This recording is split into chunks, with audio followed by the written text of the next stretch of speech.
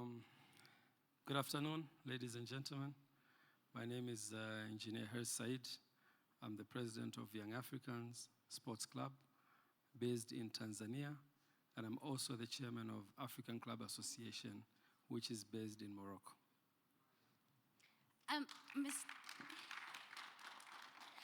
Mr. Hezi, can you please explain to people a bit what the African Club Association does? African Club Association is it's a new initiative that was established by CAF under President Motsepe, and the reason being was to have the voice of clubs in Africa. So this establishment was basically a platform, an umbrella where all the clubs will be coming together, sit together, understand their challenges, and also find solutions. So it was established under the same platform of CAF, and the chairman of African Club Association is also a board member of CAF, so I sit at the CAF Executive Committee just to have a voice of the clubs in the continent.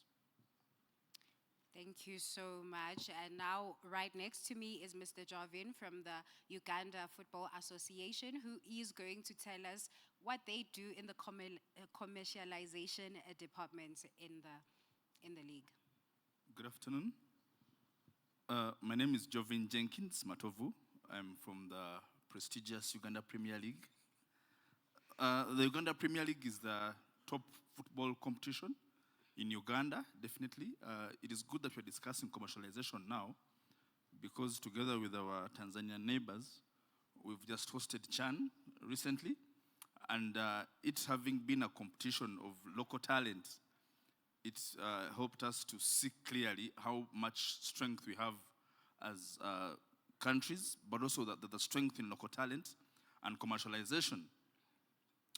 I want to use a case of CHAN, because when we're looking at that Pamoja project locally, usually we've been reaching out to brands to come on board, as sponsors, asking them for 100,000, and they were saying, that's a lot of money, that's a very big budget. So when CHAN began, Uganda had, of course, as the host, had some games, and the brands and executives saw our national stadium, it's called Nambole, full to capacity. Watch parties were full. So some of these executives reached out to CAF. How can we be part of that CHAN tournament? And they were told, you need a minimum of 500,000 US dollars. So they all came back to the league saying, oh, you guys have been fair. I think we should already be in the sport. So I think that commercialization, in as far as the league is concerned right now, is growing, because brands have got to appreciate it. I mean, football is something which everybody knows. It is not something which people don't know about, or local football. They do appreciate and know it. But the idea of being sure that part of my budget, of the 100% of maybe my 2 billion, I'm going to give you the 20% as sport. And in what capacity? Am I giving it to you as a promotion basis? Am I giving it to you as a long-term basis? So positioning ourselves as league custodians, of course, now involves having our clubs know the strength in branding, know the strength, as the previous panel was discussing, of ROI on investment of all the brands. So I think commercialization is a key thing for us. And I think even as the continent, really. So, but this is something which I think has to be taken down to the roots. When we speak about talent development and nurturing and grassroots development, the same should be for commercialization. People need to understand that from down, from the smallest club, the smallest league entity, I think should appreciate commercialization. Thank you so much, and I totally agree with you, because I feel that it is a responsibility of a league in a country, especially a prestigious one, to teach the clubs on how to get brand sponsorships and things like that for commercialization. And now, Mr. Giovanni, I actually wanted to ask, when you see what a team like Young Africans is doing, and they decided to go out there and actually have a strategy of how they can commercialize and how they can have a proper strategy that works for the club. What is the responsibility of a league for the teams in that particular country? Okay, so the first responsibility of the league, I think, one, the team or the league in as an entity are the custodians of the entire competition. So what is involved in the competition? There is off-pitch and on-pitch, right?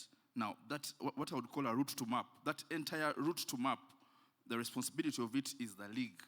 So at what touch point do the clubs come in? How good have you built them in as far as capacity is concerned? If it is about the media, how is your relationship with the media? How are you handling media at league level? Because before you go to the club level, you must ensure that the entire RTM is clean enough so that when you are telling a club person that you should do more media engagements, the media is welcoming and ready to receive them, right? So after mapping that entire value chain of commercialization, funds, media, regulators, other stakeholders, public, and all that, then you go ahead and begin engaging club per club at club level. You do not take a framework which has worked, for example, for young Africans and propose it to a fully institutional club. Like we used to have a club in Uganda which was called the State House. It was for the president's club. So you don't take that framework from a partially owned club and place it onto an institutional club. The same way we wouldn't take the institutional framework and put it onto the publicly or privately owned club. So when you go doing one-on-ones with these clubs, you're going to understand what exactly are they trying to achieve, what is the mission behind the institution of the club and the activities. Then you will push them to the other pipeline, which you have cleaned, right? The media, the funds, the public, the brands and the sponsors. Because when something happens in the league, interestingly, usually the league, if something is wrong in the league, it is deterring all engagements from the other clubs. For example, if something happens, let's say if a league is known to be violent, people do not know a club for being violent. They know a league for being violent. People do not know a club for not bringing returns. They know a league. Like the whole umbrella is the league. So you have to make this very clear at club level that even if the 15 are doing well, you, the 16th, should also be doing the same, because the damage that you are going to cause is going to split onto the entire brand of the league. No, thank you so much for that. And I actually want to connect your question to Mr. Shoko, because if we're going to talk about the damage, and as freestyle sports, he was talking about athletes and soccer players specifically branding themselves and representing themselves as brand. What role do you play in making sure that, for soccer players, for example, you find that there's a certain post on Twitter or Instagram where you're like, no brand is going to partner with this person because of what they say on social media. What is your responsibility then in making sure that they brand themselves properly so that they're able to get the money from brands? Thank you. I think we have to do factual analysis of our problems before we start going to commercialization and also trying to attract sponsorship. You know, majority of our leagues, if, sorry to say this, some of them things are not done properly, and we have to look at this objectively. We have to have positive mindset and have the same common sense to be able to achieve greatness together. It's not about East Africa, South Africa, North Africa developing, and other part of Africa still underdeveloped. We have to have a sustainable development framework that we can all use, that will benefit all the leagues and also all the countries, so that it will be easy for us to attract sponsorship. Majority, I must be honest with you, some clubs, they don't even have a platform to purchase their club jersey. Some leagues doesn't have a proper license system that is working. And that is why transfer market came to Africa purposely because of that. 2 years ago, they've been having issues with market value of players and also age falsification and so many things. They came down to have a regional office in Africa to see how they can, from charity begins at home. I've seen what Young Africans is doing. I've seen what Mamelodi have done. I can go there and speak with them. They have a forum where they can sit and share ideas and brainstorm. What are the models you're using? In J-League in Japan, they have a model that is, majority of the clubs are community-based. We have in the German Bundesliga, one of the most profitable leagues so far, and they have a very strong licensing system. Majority of our players, after the season, they just go home. no training, no workshop, no education, no enlightenment. And all these things are problem. The leagues are just interested in what is coming into their pocket, not interested in building a sustainable system. Before you can think of commercialization, you have to put your house in order. One, look at what happened, the transformation that happened in Senegal. It took them about a few years to professionalize their league, and look at what is happening. An average player from the Senegalese, look at Gambia as well. Gambia is transferring players abroad because things are done properly. I must be honest with you, a lot of Nigerian players are going to Tanzania, coming to Rwanda. Why are we leaving our country? The concept is we have to sit down and do factor analysis of our problem and see how we can attract sponsorship. Now, do you think a company will come to you or just come to you and start asking for certain things? You have to be accountable, you have to be transparent, you have to be honest. Some clubs don't have annual financial reports. They keep it to themselves. Why can't you, after every season, why can't you post it on the internet for people to have access to it? I want to know how much you're spending every season before I can come to you and be part of a project. But we are keeping all this because we are benefiting from it.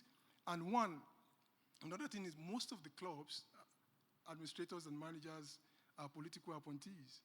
Majority of them are not properly trained. We have FIFA University in Cairo. The Arabic-speaking FIFA University is in Cairo. We have the French-speaking one at Antidiop University in Senegal.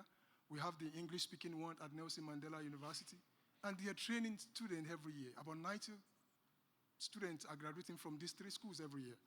And it's difficult, Sekafa, inside of, they're trying on the part, but it's difficult for these people to be absorbed, to come and help them to develop the league. They see competent hands as competitors. It is good to compete, but we need to come together and complement ourselves and see how we can have a framework that can help the system.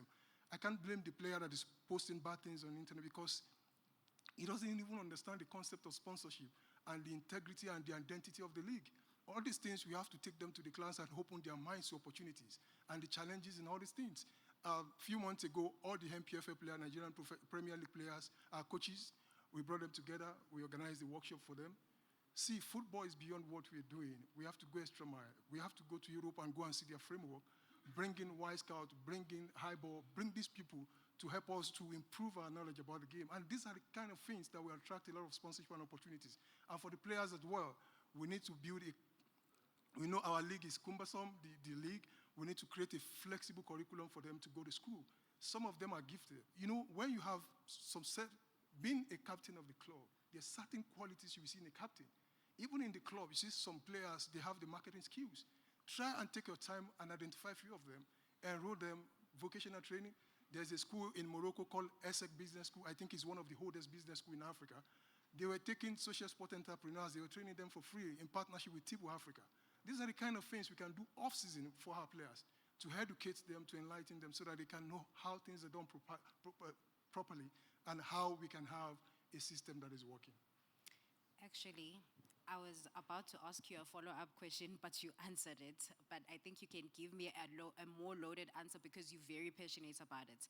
As someone who travels and knows what's happening in the sports world globally, what global models can almost sort out the solutions for countries that are still struggling to commercialize their leagues? I must be honest with you. I think we have different traditions and culture. And I think in Africa, we have a lot of similarities. And I think we can learn from each other. Look at what is happening. The FRMF model in Morocco that is working, huge investment in facilities and also coaching and education program. Look at what is happening in Tanzania through the model that Young Africa is using. And also South Africa, look at what is happening. From broadcast deal, they were able to get over 1 billion rands a few years ago. Look at what Halali is also doing. I was at Soccerise, I saw the achievement of Al-Ali in Egypt. And these are the things, we need to start small and grow big. We can start from Africa, borrow from all these models in Africa, and see how we can implement them. You know, there are certain models that are replaceable and also replicable. We can pick from this and see how we can look at German Bundesliga, look at the J-League, look at the English Premier League. They have a centralized commercial and also broadcast revenue stream, which they share to clubs. But in Africa, we have indirect commercial streams and so many things. we need to see how we can pick from different leagues and see how we can bring them back to Africa. But we need to start from the system that are already working, like the club, like Simba, like Young African, Mamelodi Sundowns, Kassel Chiefs, Al Ahly, Zamalek, Pyramid, and also top teams. Let's see how we can pick from them and start small and see. Look at the stadium at Cote d'Ivoire, Bimpe Stadium. Who is going to be using it after the AFCON? The chant that we have a lot of facilities. We need to bring in competent hands that can help us to add value to the system and promote our football. No, thank you so much. You really did give me a loaded answer. But you touched on something that I'm actually very curious about. So we talk about commercialization, and it's going really well, Mr. Hesi, for Yanga. But who is accountable for everything that goes on in the club? Because I'm not going to name any teams, but there is a problem sometimes where people get sponsorship or there's memberships in South Africa, for example, but there's also corruption within the club. So you still struggle with payments for players and for staff because there's that. So who is accountable to make sure that the sponsorship and also all these monies that are coming in do not go to waste? Yeah, one thing which is, thank you for the question, it's a very important question, and I can tell you, some of the clubs in Africa, they are struggling because of professionalization. We are missing that part. I'll give you an example of some of the ideas in Africa. They think that football club has to be run or managed by ex-footballers, which to me, I don't believe that. When you look at the structure of the club, you're talking about the operational team, you're talking about a CEO. And then from the CEO, you have all the departments. You need to have a marketing department, which is a commercial part, and it's a very vital element. If you ask me, the heart of your club will be a commercial part, marketing and sales. You don't need to have an ex-footballer to run that department. You need a proper person that went to school to do marketing and sales. So that department is off from the footballers. You're talking about legal department, which is a very important element when you're running a football club. Contracts with your players, contracts with your stakeholders. You don't need a footballer to run that department. You're talking about communication and media, which is also a key element in running a football club. Nowadays, communication departments add financial value to the club. From your team, you can create Twitter, which is X now, and they pay you. You can create content for your YouTube, and they can pay you. You can create applications, and you create content, special content for the application. And that application, the members and fans can pay for that. So in the communication and media department, you don't need ex-footballer. You need a proper person who went to school for communication. So if you look at this department, you need a financial department. You don't need someone who played football to run the department. You need a financial director, a person who has CPA kind of, who can be able to produce reports, create approvals, and all the methodologies to run the finance department, create your budget, and control finances. So if you look around the departments, if you put the right people in every department, you will have the best out of your club. The only department that requires footballers, people who have knowledge with football, is going to be they call it football, director of football. Some of them, they call it technical director. So this is a specific area where you need a footballer, a person who has the background. The rest, you need professional to sit on those positions, and they will definitely give you an answer. So when it comes to all these issues about money and financial controls and, I'm professional, it's because we don't believe on professionals being part of the club. We think that football club has to have people that played soccer before. And this is something that we need to change as Africa. Thank you. No, thank you. Thank you so much, and that is very true, because sometimes you see a press release from a club and you can see that it was a chairman that was angry and typed it out and sent it to an intern and said, please post this on Facebook. And you can see that it's not a professional communications person.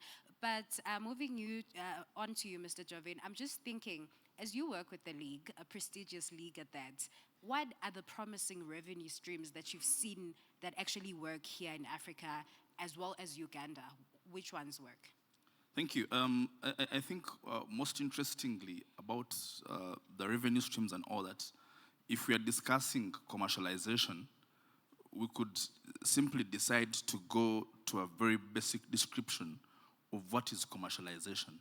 And I would want to assume that commercialization simply comes from the word commerce, right? Which, for me, when I heard Engineer speaking about a professional land marketer, I thought you were describing me. So, if we speak about commercialization and we do agree that it is actually commerce and exchange of value for value, right? If we begin to discuss revenue streams, it does imply that you as a league or as a club must know this is an exchange. If you're speaking commercial, it is an exchange. You shouldn't be on the receiving end only, okay? So you having the platforms, the revenue streams are very many really. We have the comms platforms, streaming platforms, ticketing, merchandising, player transfers. There is a whole list of revenue streams available. But what has to be understood and appreciated to the core, right, is the exchange. Is the exchange. Clubs and leagues need to know that this is an exchange. Commercialization is an exchange. It is not a CSR budget. It is not a political platform, okay?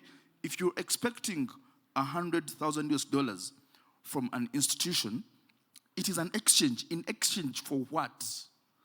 Okay? Why should they give you that money? What are you giving back?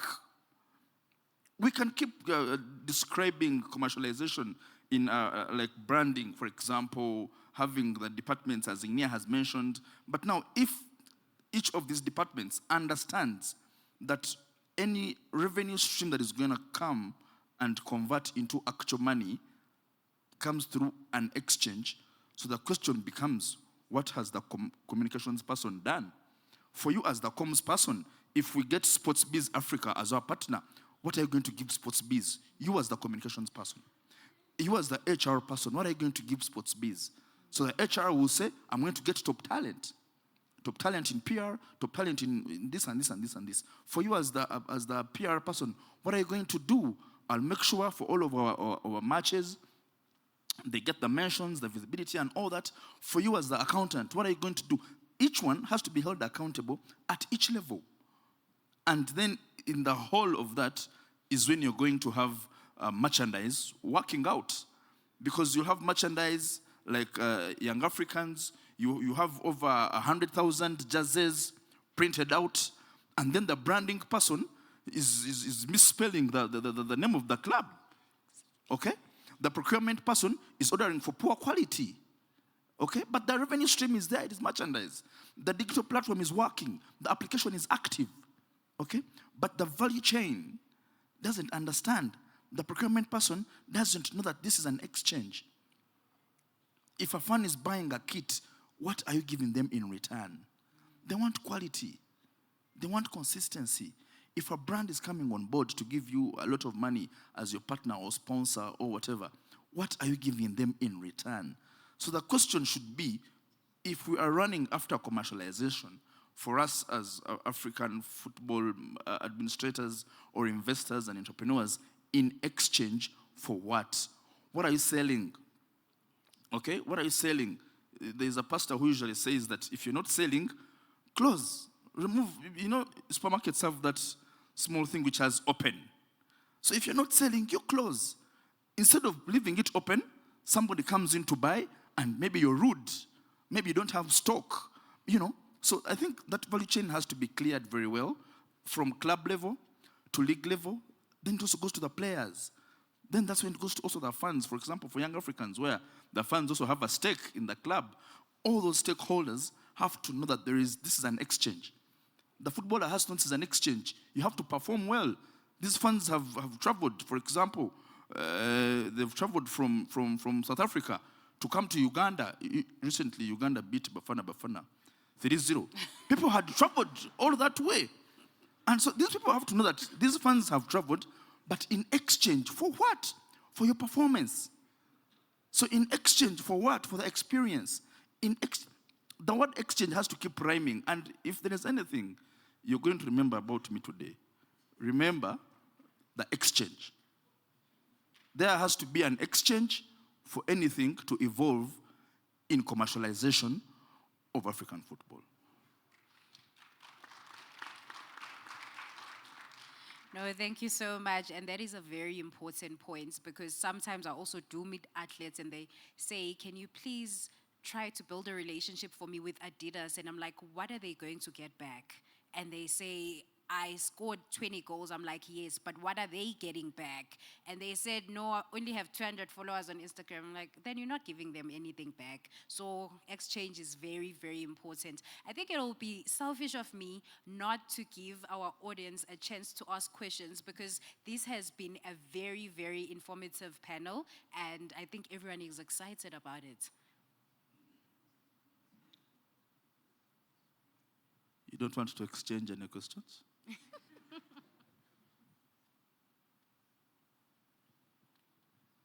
Good afternoon, everyone. It's nice to see my colleagues up there. My name is Cynthia Mumbo. I'm the founder and CEO of Sports Connect Africa, very passionate about the commercial conversation of sports. I'm glad to hear, what we've talked about. I have a simple question for everybody. What role does data play in the commercial conversation? And I think that would really help a lot of the teams and a lot of the federations that are here to get to understand what role does data play. And maybe I can add, considering the population today, considering the digital platforms, considering all these things that we need to look at, what role does data play in helping you make decisions around commercialization?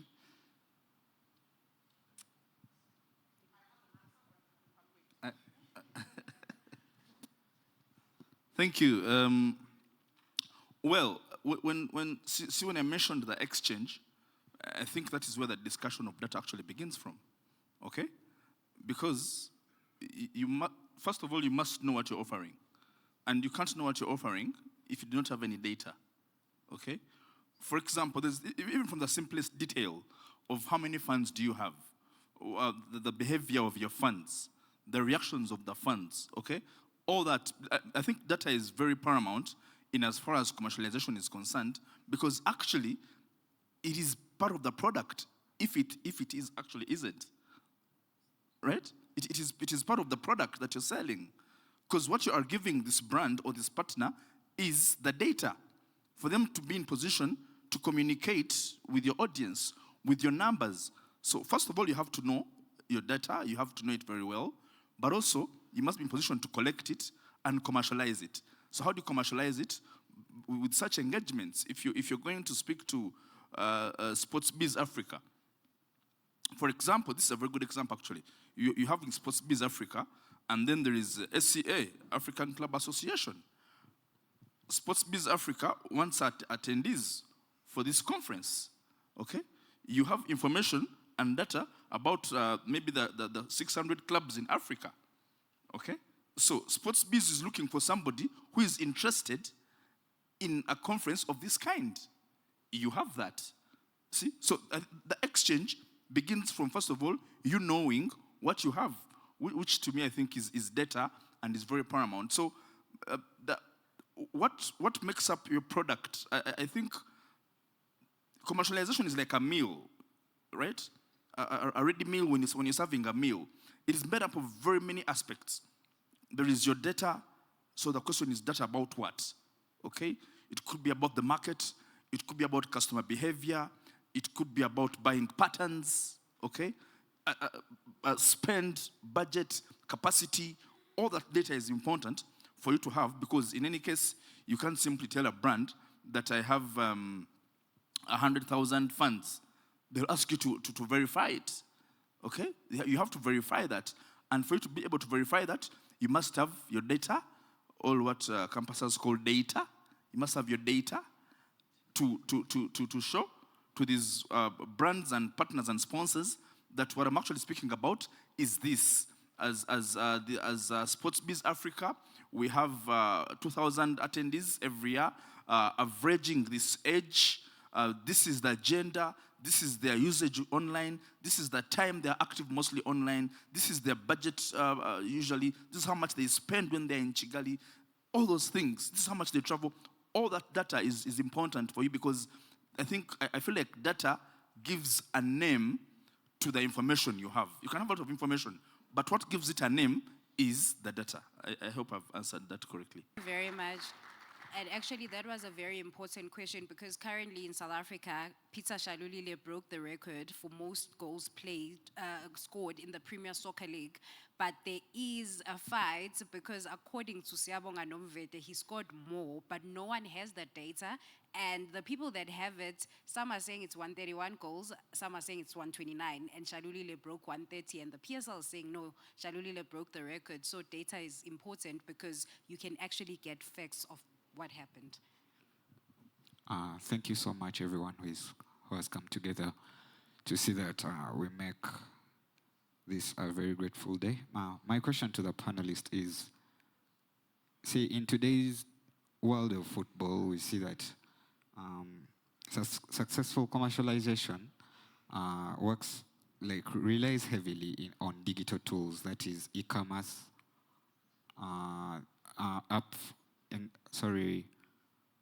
streaming, like live streaming, fan engagement apps, and all that. So my question to you is, what type of partnerships do you see most critical that, like between football clubs and broadcasting companies? So, like, to unlock these opportunities, what type of partnerships can we work with so that we expand our exposure of sports around Africa and to the world?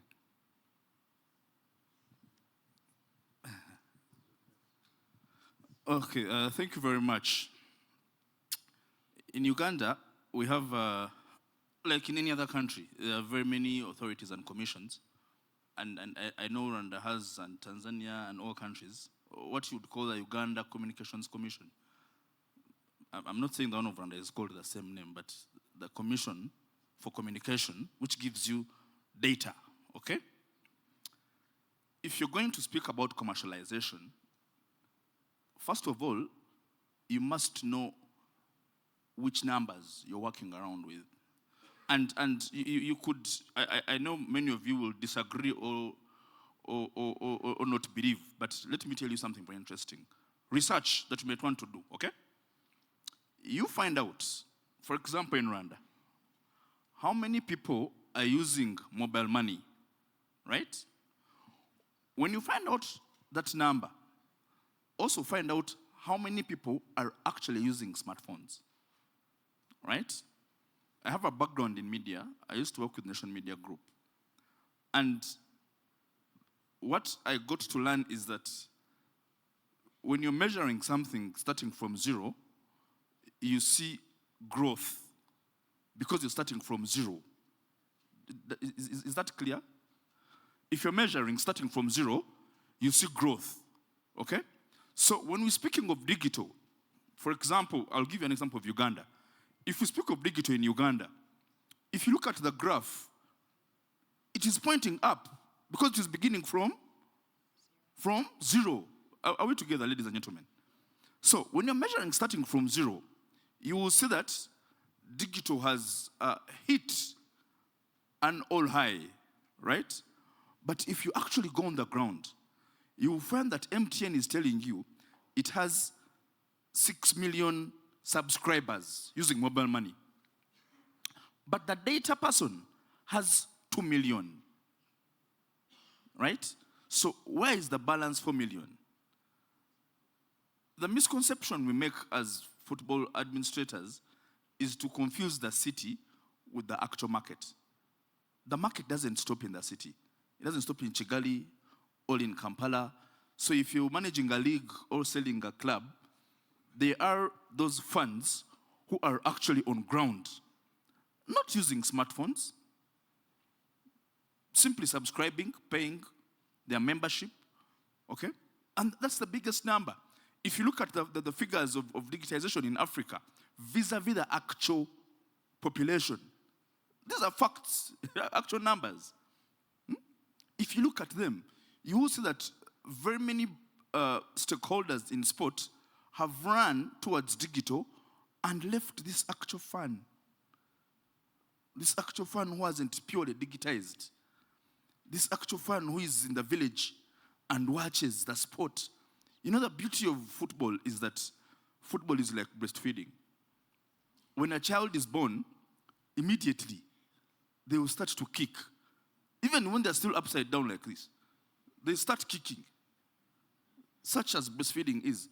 So everyone can play football and everyone can support football. But how many of those are actually digitized? Now, to answer his question, the partners that we speak to all depend on what are you selling and who is buying. Okay?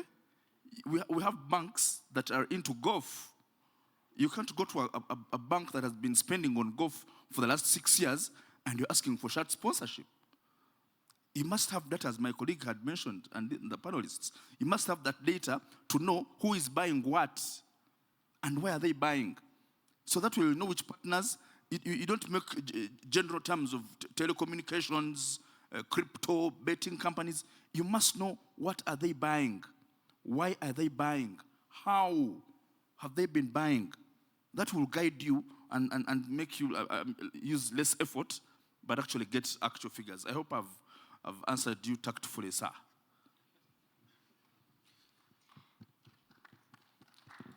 Afternoon. Good afternoon. My name is John. I'm coming from close to what you're doing, production background. So I found myself in sports. But the biggest question I have, which kind of has been alluded to, is we need clarity in regards to most of the clubs. We are looking at grassroots because that's where you're getting your feed of your players from. Most of them do not have those budgets to be able to have that visibility, to be able to get that data of the player so that they can be on YouTube and all that. If you tell them you want to come and produce for them, you give them the cost of production, they'll be like, we can't afford this. They just want to do. So what direction would you give for that? Because remember, we're in Africa. Let's move away from the European standards. Most of the African local teams will not be able to afford the production costs. What we're having back here, if you gave a team to be able to have that kind of budget that's back here, most of them will say it's too rich for them. They just want to get the game played. How do you change that mindset to be able to grow them, to be able, one, to get that data that he was talking about of the games play, the scores and all those, and moving forward? Can I go ahead? I think it is the fault of the federations and associations because there's certain budgets, there's certain funds that are coming from FIFA and CAF to develop football and to encourage coaches' education and so many stuffs. I think, look at Brazil. Majority of their players are not from the cities. They are from the villages. They were able to bring in Marcelo. They were able to bring Rivaldo. The same thing, look at J.J. Okocha, he was in Enugu. A lot of them like that. See, we need to decentralize our football and make it a regional football and see how we can bring in competent hands to run our football. It doesn't cost much to get data. Highball, the first phase of Highball is for free. Highball is trying to penetrate Africa. They are looking for the market in Africa. Now, the representative of Highball, Bayero, it was before Jordan. These guys are going from one federation to the other to see how they can have partnership with clubs and academy. And also, there's certain money that is meant for grassroots clubs, training compensation and solidarity contributions. All these monies are not going directly to these clubs. These monies are meant for them to restructure their club, to professionalize the grassroots teams, so that they can be able to perform effectively. But all these monies are not going directly to them. Even the administrators that are managing our football doesn't want the grassroots team to be exposed to the opportunities and the things in football. They just want to give them stipends so that they just take players from them. See, we need to sit down and see how we can have the same common sense. The aim is to develop African football. The aim is to build infrastructure. The aim is to empower a lot of people, to raise breadwinners from football. Impact is more successful than you getting revenues and money. Rwanda today, we are here gathering here today for this opportunity. Some people fought for the liberation of Rwanda. They gave us this platform where we are. We should be able to create a lot of platform for others to grow. Federations and associations need to do more. Regionally, attach a performance analyst, a data analyst to every region to see how they can help them to collate data and information. Thank you so much. Just one addition. This is a very good answer for that gentleman. I want us to also consider one thing. As we mentioned, commercialization is an exchange, right? So in issues of absence of budget, okay, you can opt to go for a value for value approach, right? You could find a production house that is trying to brand itself as the key highlights partner of your club. They can give you those clips in exchange for being your shirt sponsor. You're not spending, they have the equipment. Value for value, right? Exchange. It's the exchange, value for value. Value for money. There has to be an exchange. Madam, I want to add the same here. This AI company that is coming to sign with Younger, initially they wanted to sell AI for Younger. Okay. Actually, the chairman of Firewood Club in Holland is the one running the company. And I said to him, my friend, me, I don't have money to buy AI, but I have a platform where you can create your AI for Africa and you can be able to sell. So in exchange to giving him a platform where he can generate his AI customized for African, I get the service. So it's exchange, my brother. I'm sure we are all very, very happy about this discussion, but can I please ask that we ask our panelists, like when we are done with this panel discussion, we ask the questions outside after when we're doing networking because we are running out of time. But I know it's an exciting conversation and thank you so, so much for sharing all the information that you shared with us today. I'm sure that we are going to walk away. I think we can discuss it outside. Yeah, unfortunately, sir, unfortunately, we will not be able to take your question. I'm so sorry about that. This is a very, very juicy conversation, Ozzy. Thank you so much for moderating this session. And I know we can go on and on and on, but I do promise you the next panel discussion actually still continues from the same theme, which will also be around investing in sports. So if I could request a group photo before you exit the stage, we're going to have a group photo. Let's give them a big, big round of applause. I mean, they have shared so much insights. We appreciate Engineer Hersey, we appreciate Shogo, as well as Jovin, and the moderator for this was Nozi Wusiso, who will also be coming back to moderate this last session for the day. So thank you so much, guys. Thank you. And Jovin, I do ask you to stay on stage because you're still part of the next panel discussion. So see, he's still here. So you can still direct your questions to him towards the end. And as I said, this particular session that is going to start is on investments in African sports economy. We'll be discussing the interests of private equity. We'll be looking at venture capital, public funding, as well as sponsorship. And joining Jovin on stage, help me welcome Serge Do, President, Côte d'Ivoire Athletics Federation.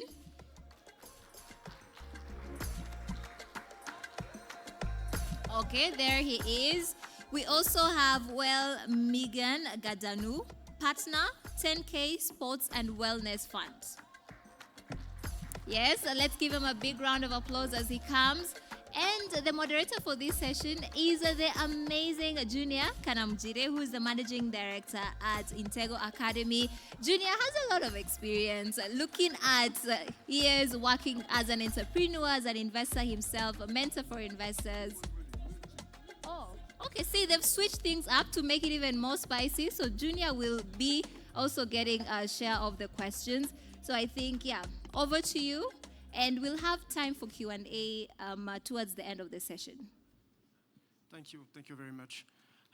Maybe I'll start by letting everyone introduce themselves. I will start as I'm trying to moderate this panel. So good afternoon, everyone. So I'm Yuel. So I'm a partner at 10K Sports and Wellness Fund, which is a first-time investment fund focused on investing in SMEs, targeting the value chain of sports in Africa. So all these big words, meaning basically investing in B2C product and services for African middle class, being fitness centers, nutrition, retail, technology as well. We're actually fundraising and also working on identifying the pipeline. So that's a Pan-African fund, meaning that we are targeting companies across Africa, so Francophone, Anglophone Africa. And that's something that we've started in January this year. And by formation, I'm a banker. I was working in mergers and acquisition for the last 20 years. So maybe now I just pass the mic to my fellow panelist. Just Serge, if you want to introduce yourself. I mean, normally people in the room should already know you, given your performance this morning. Should I introduce myself again? Oh, we just gain time and move. You did your presentation, all right? So I think is the one that. I mean, a few words. I have multiple hats, so maybe here I will just intervene as a former athlete and then now working at the Ivory Coast Federation, and then see the challenges that we may face as an association and federation to raise funds, and then the overview of the ecosystem, the sport at large. And I'm working currently with the Minister of Sport in Côte d'Ivoire, with the head of the Department of Sport Economy, to kind of build up a platform to collect all the data and create a marketplace for sport. I will touch that as an example, and then I think that's for now. I will keep my few words for later on. Okay. Once again, in case you've forgotten, my name is Jovin Jenkins Matovu. I'm the Chief Commercial Officer of the prestigious Uganda Premier League. And I want to thank all of you for coming. You can give yourselves a round of applause because... Okay, it looks like I'm the only unknown on the panel. My name is Junior Bichura Kanamujire. I'm the Managing Director of Intego Academy. Among many things, Intego Academy runs high-level entrepreneurship support for startups. We've touched on multiple verticals. Sports, hopefully, will be one of the sectors we'll be supporting. I have a background in many things, but for the purpose of this conversation, I've spent the past 5 years in VC, focusing on investing in startups on the continent. And I am very, very pleased to be on this panel to be able to contribute. Thank you. Perfect. I think that's a good representation of the ecosystem, because we have the VC world, we have the professional world with the football club, we have the federations with Serge here, and I'm from the let's say the private sector.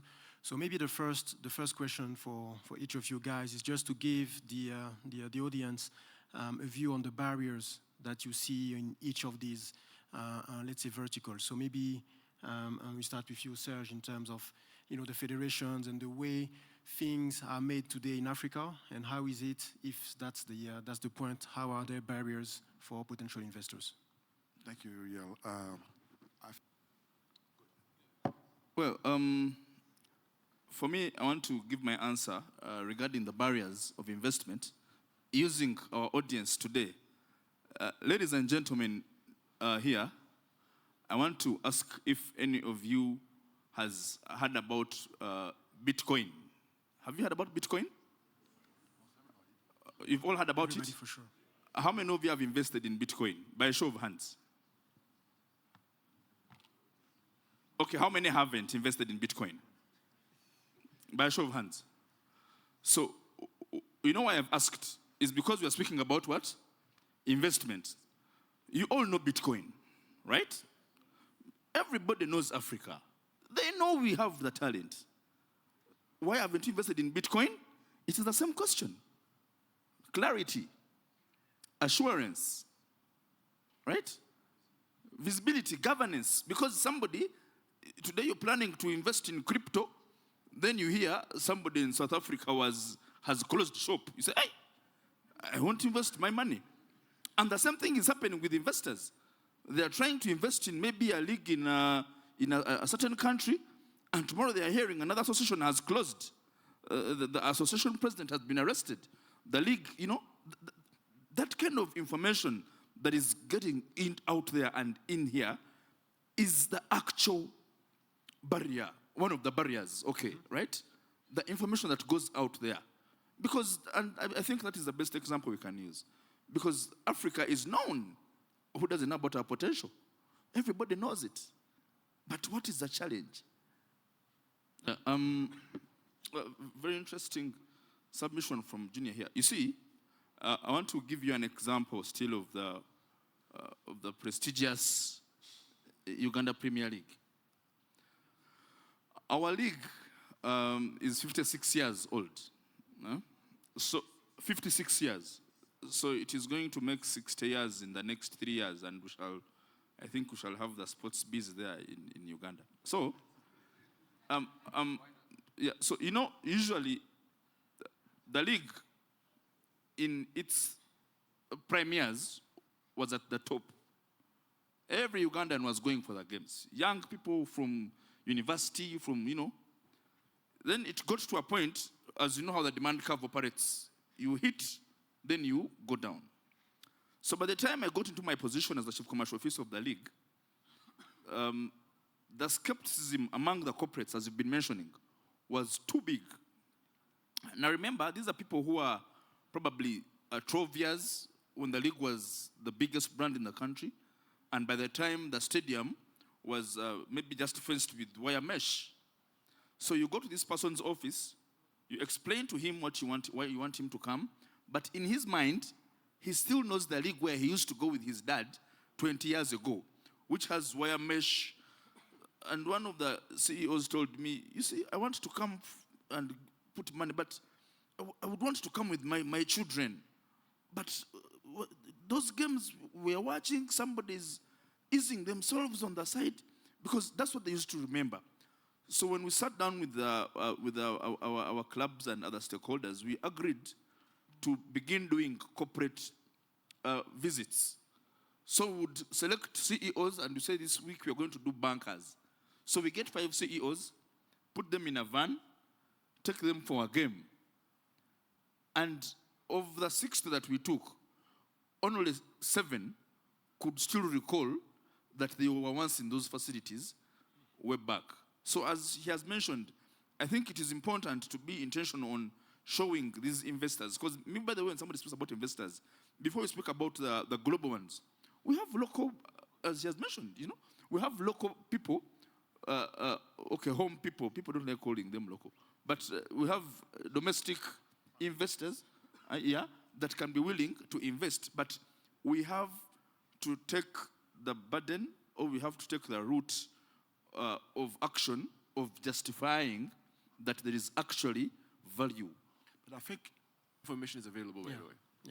Yeah, and also just to add on to that, I have a very wild thought of property mergers, or what some people refer to as multiple club ownership, right?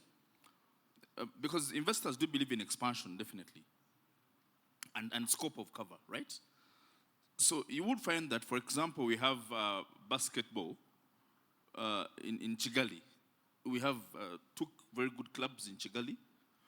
We have 2 in Uganda, 1 in Kenya. You see how we got Pamoja as East Africa?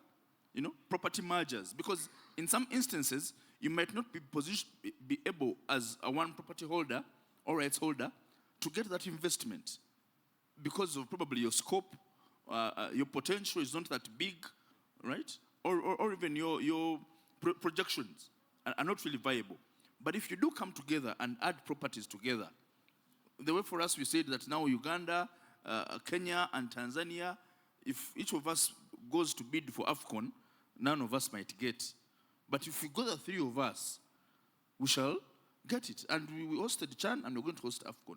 So I think the idea of multiple proposals, that the consideration should be given a thought as well. That's actually quite exciting. Yesterday I was in a cab, and the driver was listening to a game. It's called the Kagame Sekafa Cup. It's one of the oldest football competition we have in Rwanda.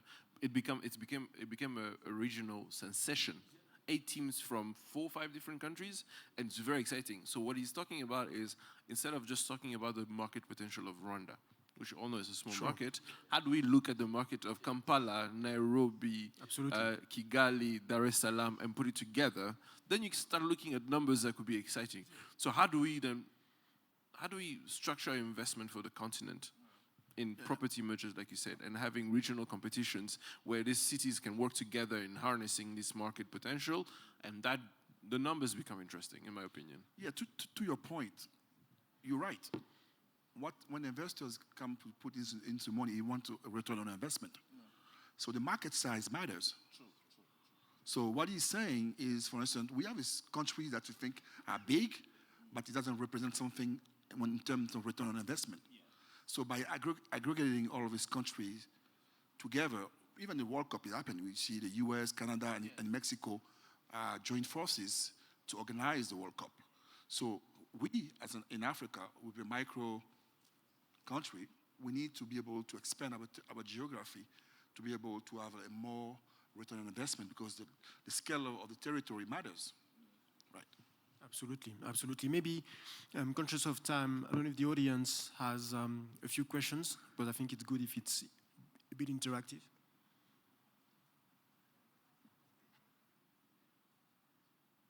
Is the mic with the coming? gentleman who didn't get to ask his question last time.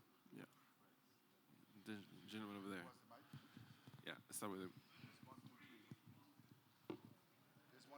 No, it's coming, yeah. There's one here.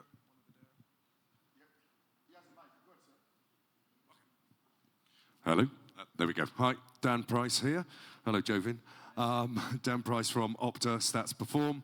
Just to let you know, all this talk about data is right up my street. Opta is the official data partner of the EPL. So it's very interesting when you're talking. One of the questions that I have, so EPL, La Liga, Serie A, CAF, AFC, CONMEBOL, CONCACAF, you get the picture. Now, one of the questions I have for you is when people are talking about investment, very often, and I hear a lot, they don't know what to invest in. Equally frustratingly, the people at the leagues and the federations don't know what to invest in as well. But one of the biggest problems for brands to invest in is the absolute dominance of EPL, as we've all talked about, EPL, La Liga, the European clubs in conversation points. How do you think you can change that dynamic from nobody's ever going to give up their EPL clubs, I get that. But how do you change the conversation in the street, the conversation at the bars, to your own league? Because more conversation means more engagement, means more sponsors are interested because people are talking about it. And it comes back to data, statistics. But what are your thoughts there, guys? Oh, I wanted to say something as before they stop us from giving closing remarks. So, you see, when we speak about investment, I think one very pertinent issue that we haven't mentioned is our mode of operation as entities. I mean, being, for example, if we live today here as stakeholders, administrators, and do know, because you know now that you need data, right? We have to go away from simply knowing and becoming executional, right? Because the investor, wants data. You do not have that data. So concentrate on data first. Because we look at this, as Daniel has mentioned, we look at these very big entities, the brands in sport, and you want to put your entity at that level, but even the smallest thing of, for example, just data. So you want to get the whole chunk instead of biting, for example, bite off the data first. Then you bite off talent management. Then you bite off capacity building. Then you bite off human resource. You see? Because I even think the idea of investment involves what kind of human resource do you have when we speak about governance. Sport should move away from having anybody who likes the sport, who has passion. Sport has moved away from passion. It has left that bus already. That stage, it left already. That station. The idea of passion, I love football so much, so I should be the one managing this entity. I love basketball. I've always loved to run. We need to move away from that and operate professionally.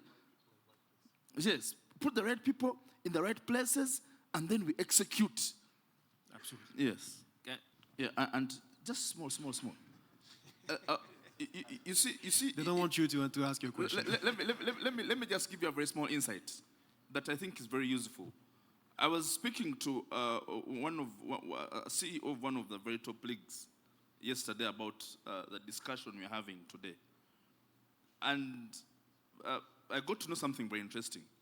There is a year in which Ghana, right, had 600 professional players in Europe. 600. Yes, 600 in a year. That is either born and raised, but there were 600 all over, 600 players. Now, where I'm giving you this insight is we need to know when we are speaking about investment, what are we selling? Because if the investor is made to understand that aspect, right? That because if Ghana can give Europe 600, Africa can give 3,000. If somebody asked you how many gold medals has Africa gotten from the Olympics in the last 5 years, you'd be shocked about the number you'd get spread out. Now you'd mention a country which has more numbers. No, that's not African. But I'm saying spread out in scope, different culture, different languages, but all from one continent. Over 500 golden medals. Okay? So when we are speaking of investment on the continent, we need to make it very clear that this is a growable product. There are regions where you cannot invest because there's no, they've reached the roof. They're at 85%. It's not going anywhere anymore. Okay? So what would you rather do? Would you refuel a vehicle which has reached Kigali already or one that's at the border? Because it's not going anywhere. There is no more room for expansion. But in Africa is where, for example, you've seen NBA came just 5 years ago. Is it 5 years? And see how much they've grown. That is all justification on how much room for growth, how much room for return on investment, how much room for actual profit is there on the continent. I think that is very important to note. Sir, finally.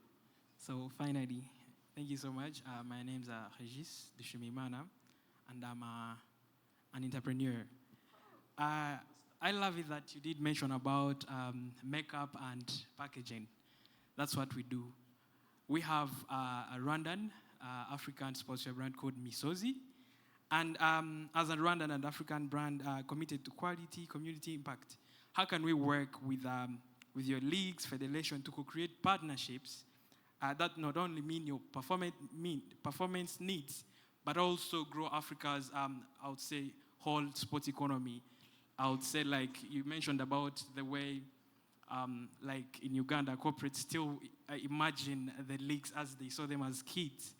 And one of those things is, I think, it's the appearance and the branding of the teams within your products.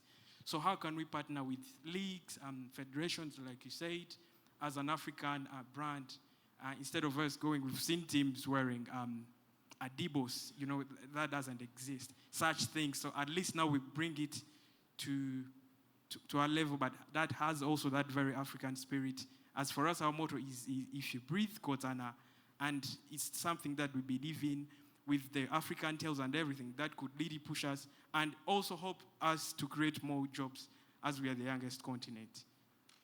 I think, first of all, what you might need to do, my fellow panelists will add on to that, but one of the most important things is research.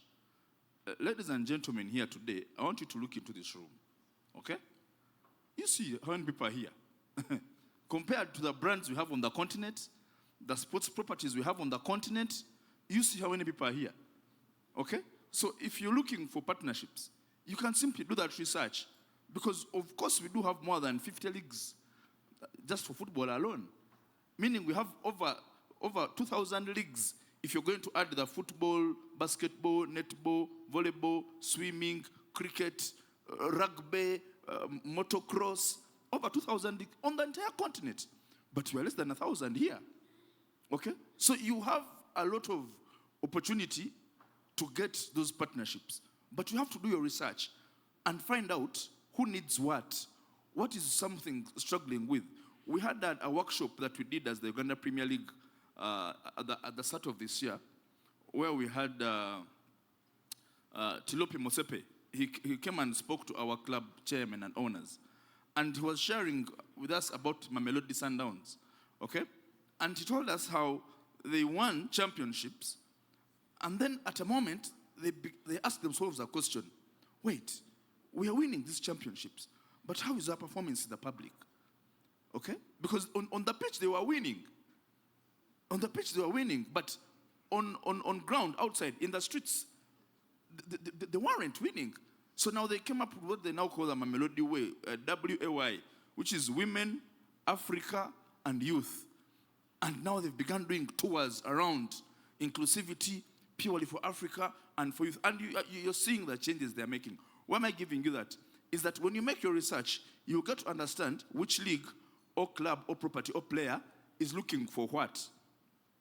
Because you can't sell soap to a person on their birthday. They're looking for a cake. You see? So when you have your research and know that, okay, Junior's birthday is on Sunday, so I'll send him a photo of a nice cake on Friday. So when he says it is a good cake, then I tell him, by the way, you don't have to pay cash. You pay any time, but take the cake.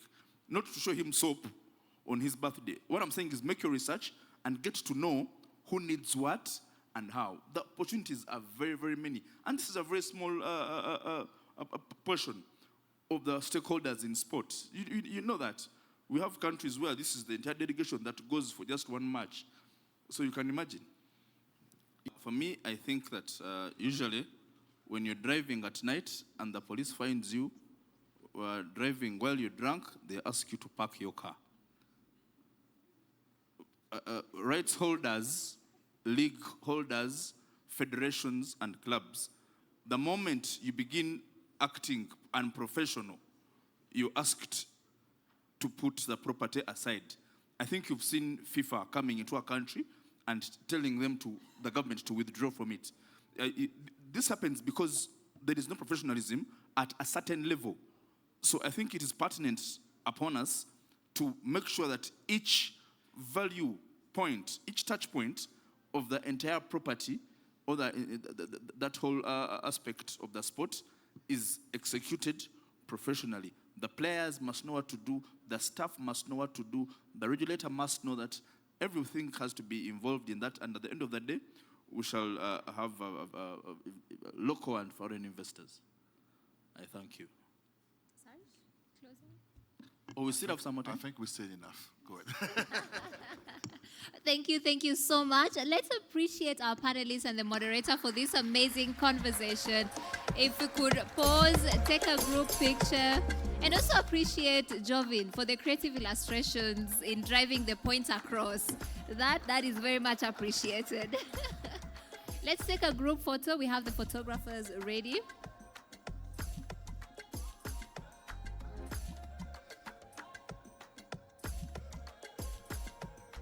Amazing, amazing. Thank you so much.